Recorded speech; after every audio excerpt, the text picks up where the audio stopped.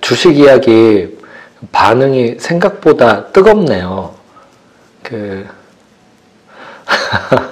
이 영상을 제 어머니가 보셨어요. 저에게 약점이 몇 개 있어요. 그 중에 하나가 제가 아끼고 사랑하는 사람들이 저에게 뭐 부탁하면 이제 잘 들어줘야 되는 것이죠. 그분들 중에 시조새 그룹이 있습니다. 시조새가 뭐냐면 이 같은 소명의식을 가지고 선교적 교회 개척 그리고 웨이빌리지 개척 이걸 처음부터 함께 해온 사람들이 있어요. 그 중에 한 분이 압력을 넣으셨어요. 3편을 빨리 올려달라고. 제가 첫 번째 파트에서는 이야기를 편하게 하기 위해서 웨이빌리지가 뭔지를 설명을 드렸어요. 그리고 두 번째 파트에서는요.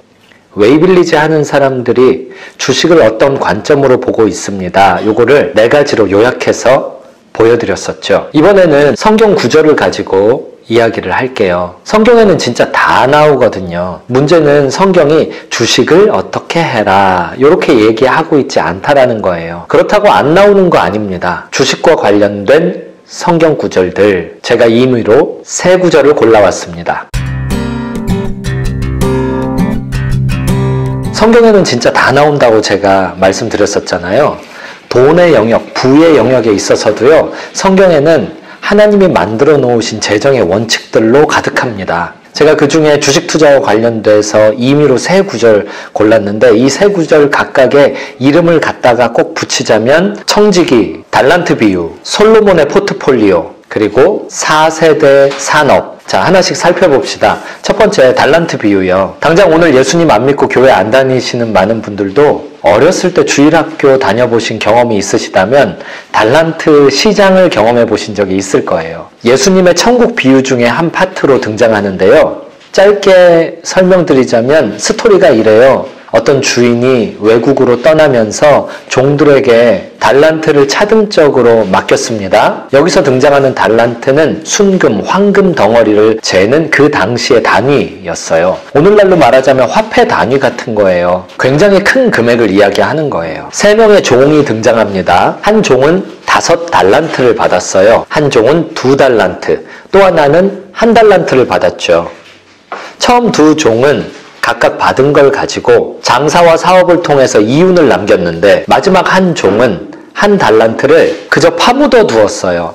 아무것도 하지 않았어요. 그리고 주인이 돌아왔을 때 주인과 1달란트 받았지만 아무것도 안 한 종 사이의 대화가 이렇게 결론나요. 그러면 내가 마땅히 내 돈을 취리하는 자들에게나 맡겼다가 내가 돌아와서 내 원금과 이자를 받게 하였을 것이니라 하고, 여기에 투자에 대한 개념이 들어가 있어요. 앞에 있는 2종은 착하고 충성된 종이라는 호칭을 들었는데 이 마지막 종, 아무런 이윤을 남기지 않고 원금만 보존해 놨던 종은 악하고 게으른 종이라는 이야기를 듣게 되죠. 영적인 것을 이해하기 위해 예수님은 이렇게 가장 물질적인 것을 가지고 설명을 하고 계세요. 비유로 들고 계시죠. 우리가 이 땅을 살면서 사용하는 모든 것이 다 하나님이 맡겨준 것들입니다.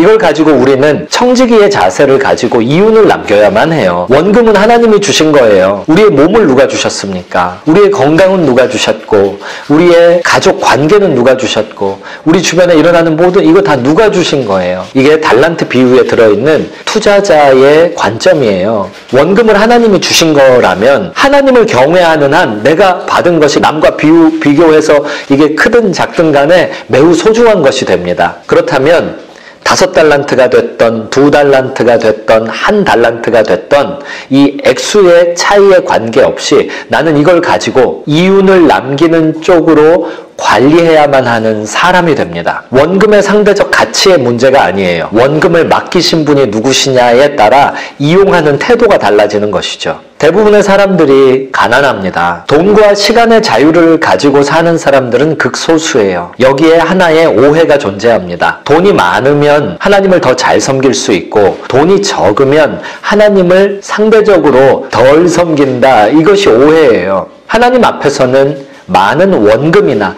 작은 원금이나 똑같이 중요한 거예요. 하나님은 그 태도, 중심을 보십니다. 나에게는 100원이 있는데 내 옆에 있는 금수저에게는 1,000원이 있다. 그래서 나는 상대적으로 아무것도 할 수가 없다라는 생각을 가지면 원금의 차이 때문이 아니라 그 생각 때문에 심판받게 되는 거예요. 이런 것이 성경이 보여주는 투자의 자세입니다. 모든 것은 하나님이 맡겨주신 거다. 그러면 내가 이것을 어떻게 사용해야 하나님이 원하시는 이윤을 남길 것이냐. 이 태도를 가지고 이미 가진 것을 소중하게 다루는 것이죠. 두 번째 제가 임의로 뽑은 구절은 전도서의 한 부분이에요. 이걸 흔히 솔로몬의 포트폴리오라고 부르기도 하지요. 사실 그거 책 제목이에요. 관심 있는 분은 여기서 한번 요거 찾아보시면 되고요. 너는 내 떡을 물 위에 던져라. 여러 날 후에 도로 찾으리라. 7에게나 8에게 나눠 줄지어다. 무슨 재앙이 땅에 임할는지 내가 알지 못함이니라. 주식 도박이 아닌 주식 투자를 웨이빌리저의 관점에서 앞서 설명드렸던 그 4가지의 방향성을 가지고 진행할 때 투자자들에게는 원칙이라는 게 존재합니다. 그날 기분에 따라서 투자를 하든지 말든지 하지 않는 거예요. 원칙을 세워놓고 그 원칙에 따라서 어떻게 보면 기계적으로 움직이는 겁니다. 마치 운동선수들이 루틴을 세워놓고 거기에 맞춰서 감정 배제하고 약간은 기계적으로 움직이는 것과 같죠. 이런 걸 흔히 포트폴리오라고 합니다. 더 확 와닿게 말씀드리자면 투자를 할 때 미래를 내다보며 리스크 관리하는 입장에서 분산 투자를 하는 것이죠. 전도서에 보면은 솔로몬이 떡을 물 위에 던져 넣으면 미래에 되찾게 된다 이 이야기를 하고 있어요. 이것은 이 당시 나일강 문명과 관련이 있는데요. 나일강 문명은 나일강을 중심으로 건설된 거예요. 이 사막 지역에 거대한 강이 6,000km 넘게 아프리카 전체를 거의 관통하다시피 하면서 흘러나가고 있어요. 그 주변에는 풍부가 있죠. 나일강에서 멀어지면 멀어질수록 죽음이 있고요. 나일강으로 가까워지면 가까워질수록 풍성함이 있고 풍부함이 있어요. 부가 있지요. 그런데 나일강에서 멀리 있는 사람이 나일강을 이해를 잘 못해요.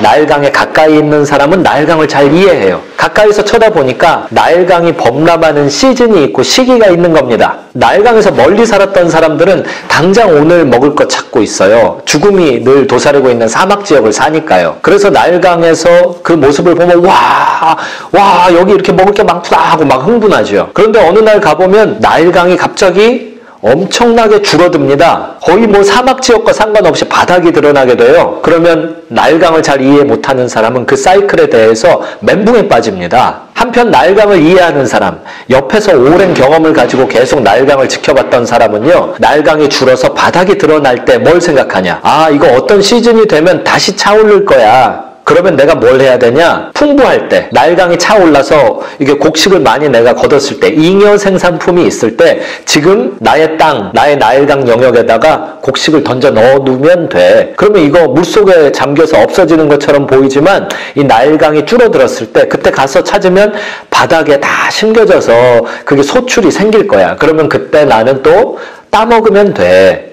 요 생각을 하는 거예요. 지혜의 왕 솔로몬은 그 나일강을 연상시키는 이야기를 하는 거예요. 내 떡을 물 위에 던져라. 여러 날 후에 도로 찾으리라. 요 나일강 문화의 사람들은 딱 캐치하는 거예요. 이 이야기 직후에 2절에서 7에게나 8에게 나눠줄지어다 이렇게 이야기하잖아요. 리스크를 한 군데에다가 몰아넣지 않는 겁니다. 무슨 재앙이 땅에 임할런지 내가 알지 못함이니라. 분명히 내가 가치, 2편에서 이야기한 거 그거 있잖아요. 리스크 관리하는 태도, 가치에 대한 태도 있잖아요. 그걸 가지고서도 몰빵 네, 전문 용어네요. 몰빵하지 않는 거예요. 나일강의 높낮이를 아무리 내가 파악하고 있다 한들 내가 관리할 수 없는 변수를 인정하면서요. 어떤 재앙이 내가 예측하지 못한, 누구도 예측하지 못한 어떤 재앙이 어떻게 임할런지 모른다 하면서 전혀 관련 없는 서로 다른 7에게나 8에게 나일강에서 얻은 소출을 분산 투자해 놓는 것입니다. 요게 솔로몬의 포트폴리오예요. 제가 임의로 뽑은 구절 하나 더. 여러 세대에 걸친 산업. 선인은 그 산업을 자자손손에게 끼쳐도 죄인의 재물은 의인을 위하여 쌓이느니라. 저는 사실 그 마스터 과정에서 구약 지혜서를 전공하고 특히 욥기하고 잠언 전도서를 비교 분석하는 공부를 3년을 했거든요. 그 과정에서 읽었던 책들 중에 하나예요. 이 책에 등장하는 내용의 일부이기도 한데요. 잠언의 요 구절을 주석하면서 이 산업, 이거를 미래를 향한 투자로 충분히 설명할 수 있다라는 거예요. 그런데 그 투자의 관점을 우리가 확 깨달을 수 있도록 피부에 와닿게 이 자식 이야기를 통해서 합니다. 자자손손이라는 이야기는 3대에서 5대 사이를 이야기하는 거예요. 그래서 제가 말을 편하게 하기 위해서 그 중간치를 할게요. 4대라고 해볼게요. 그럼 4대가 누구냐? 내 자식의 손주 세대입니다. 자식의 자식 세대를 이야기하는 거예요. 내가 오늘 어떤 조그만한 가게 하나를 내놓잖아요. 그러면 요것은 내 자식 세대에서 더 발전해야 되고 그 자식 세대에 또 그 자식 세대에 점진적으로 발전할 가능성을 가지고 있는 조그만한 가게 하나를 여는 거예요. 내가 만약에 영적인 소명 가운데 어떤 선교적인 일을 시작하잖아요. 마찬가지예요.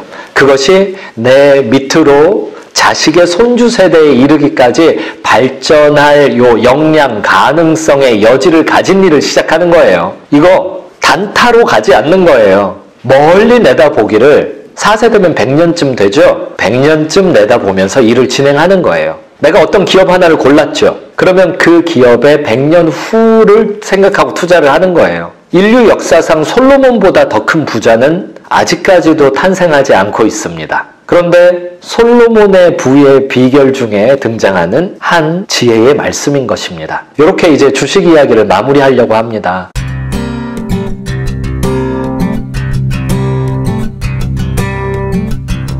어떻게 이야기를 하다 보니까 틈틈이 얘기하느라고 3편으로 나눠서 진행을 했는데요. 이 3편을 찍고 마무리하면서 들었던 생각이 있어요. 정말 성경에는 다 나온다. 우리가 이 땅을 살면서 고민하는 모든 것에 대해서 기도하면서 성경 펼쳐서 읽으면 말씀이신 하나님께서 우리에게 알려주신다. 이거를 다시 한번 깨달을 수 있었던 시간이었습니다. 자, 이렇게 한번 생각해 보십시다. 워렌 버핏이 만약에 나에게 딱 달라붙어서 하루 24시간 멘토링을 해준다라면 그걸 마다할 사람이 어디 있겠습니까? 제가 질문해 볼게요.